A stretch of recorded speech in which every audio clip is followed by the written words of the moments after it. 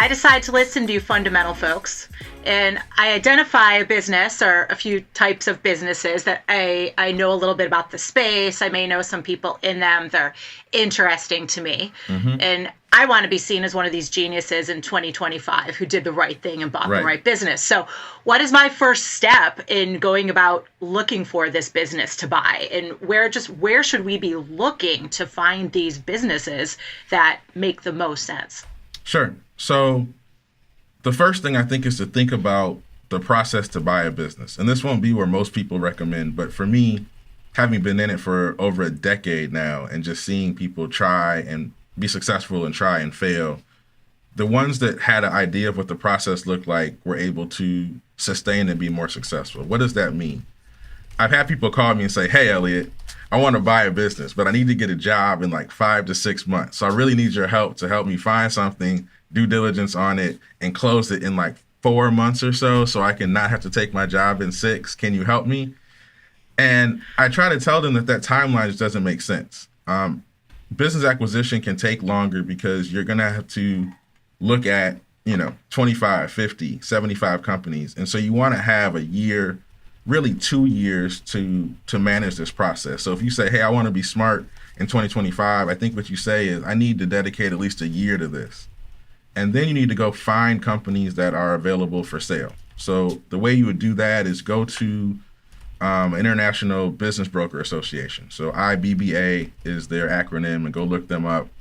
Find a list of brokers in your area, call them, email them, get in front of them, tell them that you want to buy a business, tell them how the business looks, and you'll start slow, but over time you'll have 3 deals you're looking at, then 5, then 10, then 20. And being an engineer and a bit of a nerd in some contexts, when you get to like 31, all of a sudden you'll have like a bell curve of opportunities, and now you'll know the top 10% of deals in your pipeline. You might not know if you have a representative pipeline of all the deals in the world, but you'll know, hey, these at the top 10% of my portfolio of opportunities I'm looking at are way better than the bottom 90.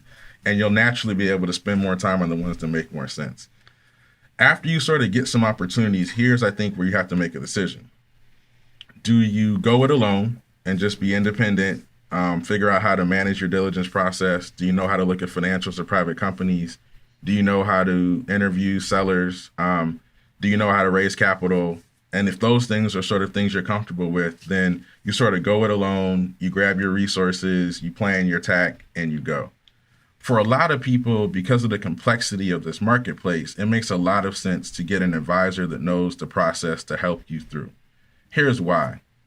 When you look at private company financials, you're looking at typically QuickBooks put together by somebody who's not a CPA, who oftentimes is a child of the owner or the owner's partner. And not saying that that's a bad financial person, just saying it's not the smartest financial resource in the city they live in doing their books.